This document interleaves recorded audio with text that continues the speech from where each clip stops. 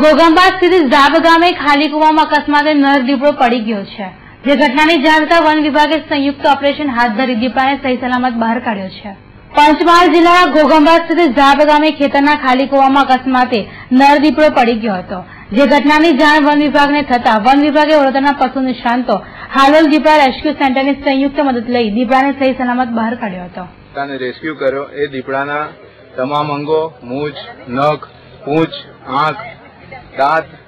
તમામ સલામત છે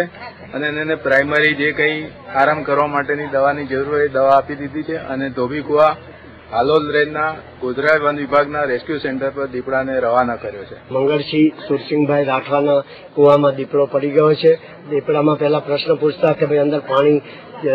વગર છે, પાણી નથી અને સેફલી બેઠો છે અંદર। રેસ્ક્યુ સેન્ટરની ટીમ લઈ ને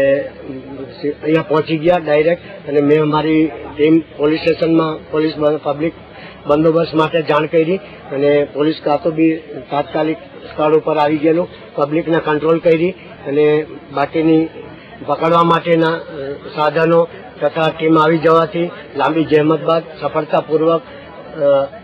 દીપડાને પકડીને પાંજરામાં